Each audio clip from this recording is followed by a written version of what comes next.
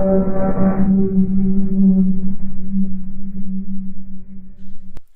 my name is Elad Goldsteen and I am the designer of Anduine, first city in the West. Today I will show you how to play the game.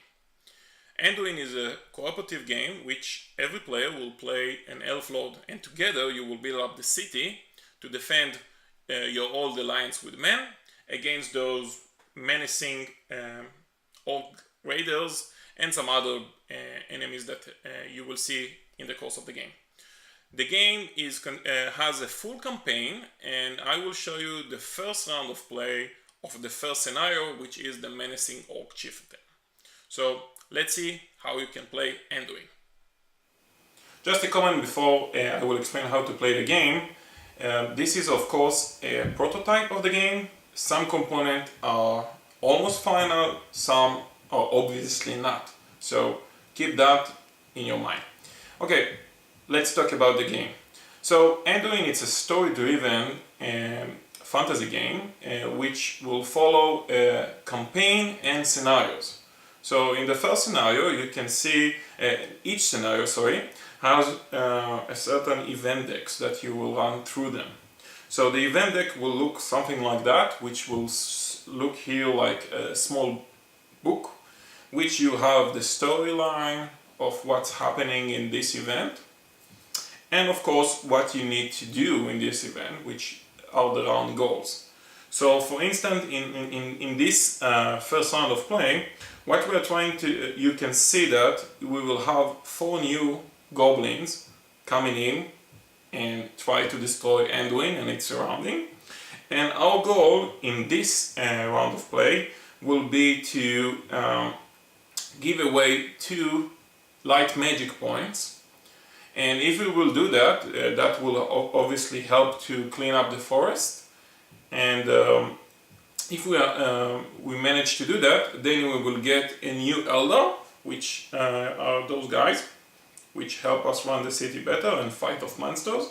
And we also get another research point, which will make Anduine a better city, which gives us special abilities. So let's jump in and see how the round of play. So first of all, we will start with the event phase. We will read out the event as we did, and we will put those 4 new goblins. So the goblins come into play the same in round. So we will start with the north section. So they will start off, if there aren't any buildings surrounding that area, so they will start on a distant location, like here. Here we have the first building. This is a hunter hut, so the goblin will obviously start to attacking the elves there. Then he will go into this location, and then, as you can see, we have here already two goblins. Whenever a section will run over with goblins, meaning that the next goblin doesn't have any space to come in, then we might lose the game, and you know, that's terrible. So because we will get run over from those orcs coming into the city. So keep in mind, we have already here a couple of those guys in, so we need to make sure that 2 more will not come in. And so this is the event phase. We set out our goals, and now we're moving to the second phase, which is the council meeting phase. In the council meeting phase, all lords will discuss and select which action they should perform in the upcoming round. The council token player, which is the acting player, will perform the elf's action after everybody will say what they do. So let's look at which action we have here. So the action in Anduine, as you can see, it's like a normal worker placement. You will place either your lord or your elves in those locations, and they will perform those actions in the action phase, which will be the third phase of the round. So let's look at what we have here. So this is also the order of execution of those actions. So the first action that you can do is to explore. So you can see those sideboards. Each sideboard actually has all of those adventures covered up. Okay, so each location will have an adventure. Once we explore those locations, we will find out a suitable place for another building that can produce some goods for us in the following rounds. So it's important also to explore those adventures. Another benefit while you're going out and exploring those adventures, you might find inside of those some really tough battles. You will fight those. Once you will do this, you can gain some really good.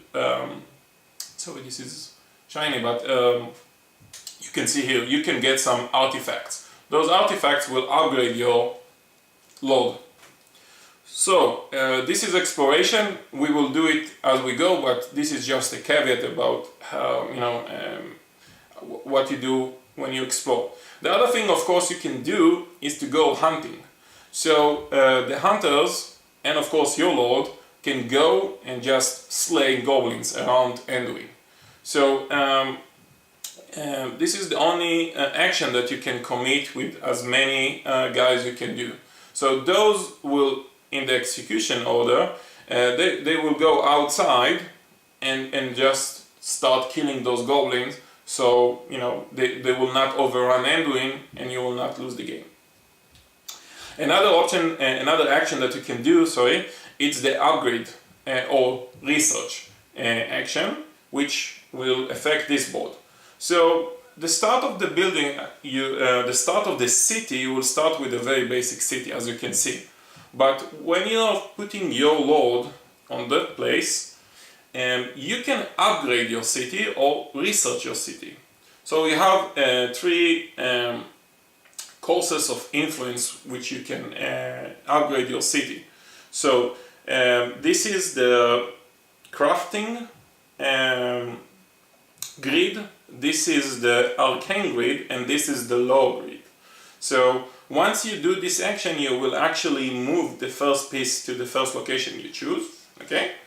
And then you get, of course, the benefit. For this instance, you will draft a new hunter, which is very beneficial for the next one, okay? Once you get another point, you can move it up, or you can move it to this look, further, advance. You can never go back. So choosing the right track for your missions is very crucial for this game. Okay, this is the upgrade action you can do. Another action you can do is to either train or build. So when you're going to train, you can use your gold. This is, by the way, the treasury of Anduine. You can spend some gold and also training either a new hunter, or you can upgrade or train your top hunter into a new elder, which sometimes it's beneficial. So this is the train option. The other option is to build or construct a new building. As let's say that we actually explore this in a previous round, you can build another building. So in this instant we will have 2 hunters' huts, but each of those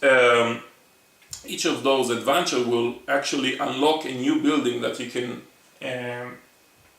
use in further rounds, in future rounds, and those hunters can go and try to produce based on the buildings that you build. They can start producing food or more gold or more light magic, so you can complete those very crucial event missions or round goals. The other another action that you can do is also a build or a trade. So sometimes you need to trade. You can trade for 2-to-1 ratio for any of those resources. So you can spend 2 gold from a treasury to gain 1 food, or either 1 magic.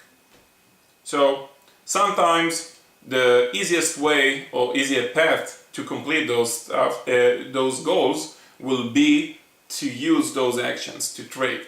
And of course you can upgrade the trade value using your crafting skills. And also you can construct the same way as you can use this location. Another action that you can do is to heal. In the course of the game, of course, when you're fighting goblins or fighting other enemies, your lord and your hunters might get injured. So they will sustain wounds. Okay? An injured hunter or injured elder cannot do anything. Once you're using this action, you can cure up to 3 wounds. So you can heal 3 guys, or some of your lords might sustain wounds, so you can cure your lords so you can continue playing the game. And that's it. Those are the very basic actions that you can do within Anduine.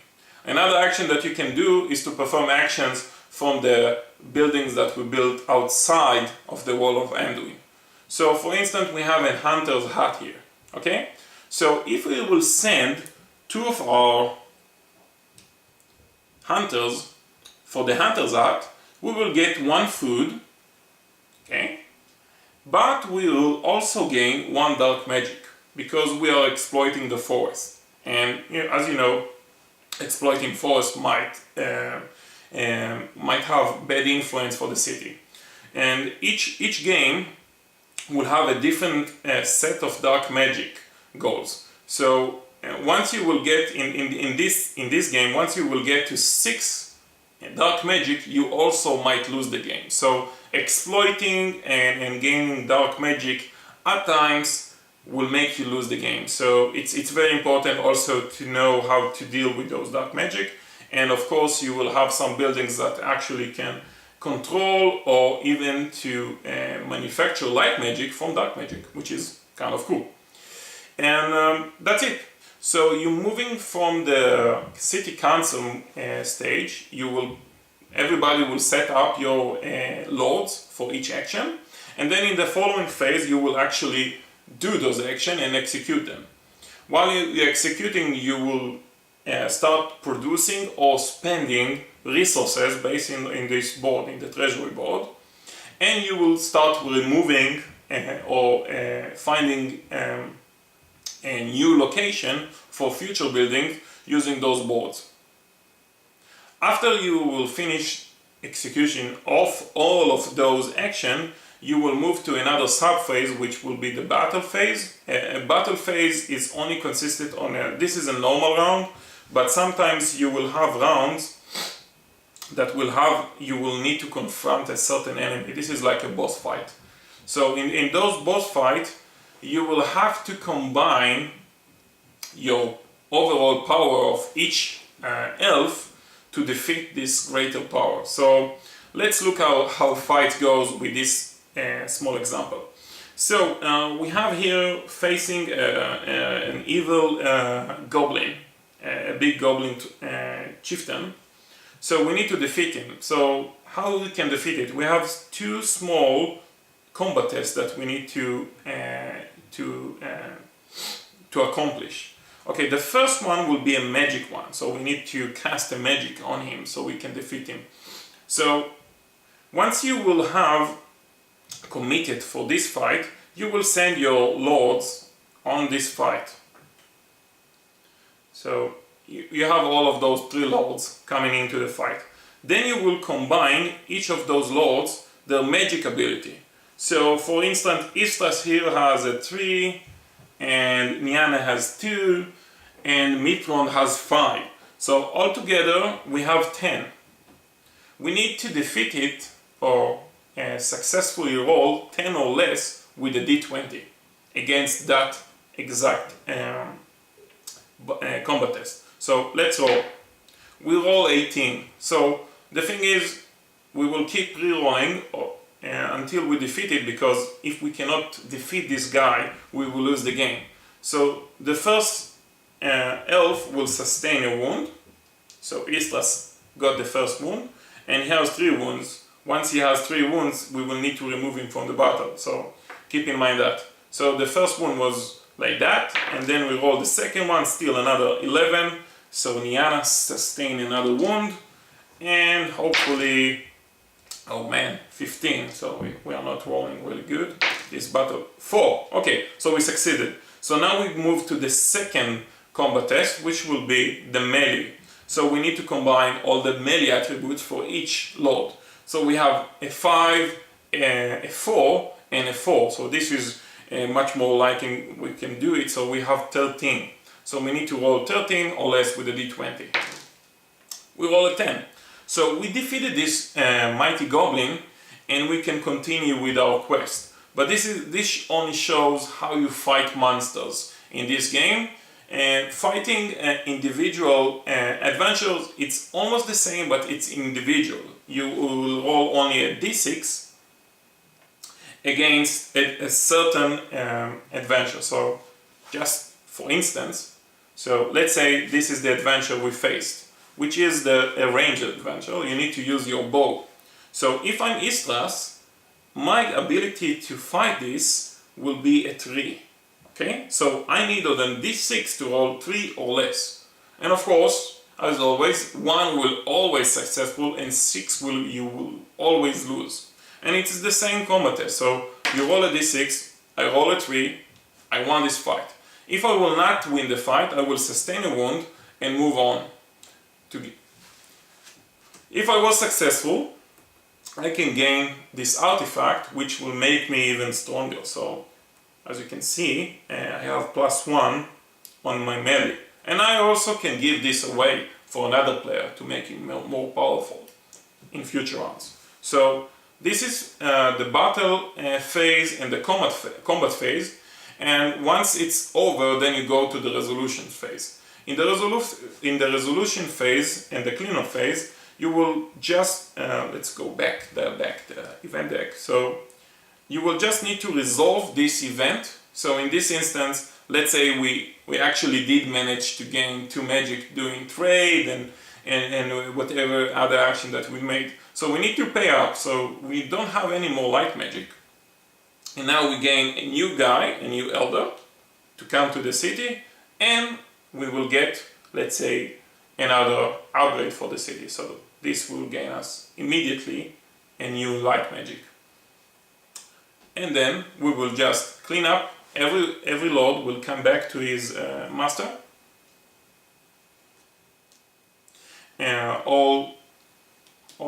All elves return to Anduine, and we will move on with the next phase by turning the book and see what adventures is ahead of us. So this is a very brief, but you can see and feel how the game will play.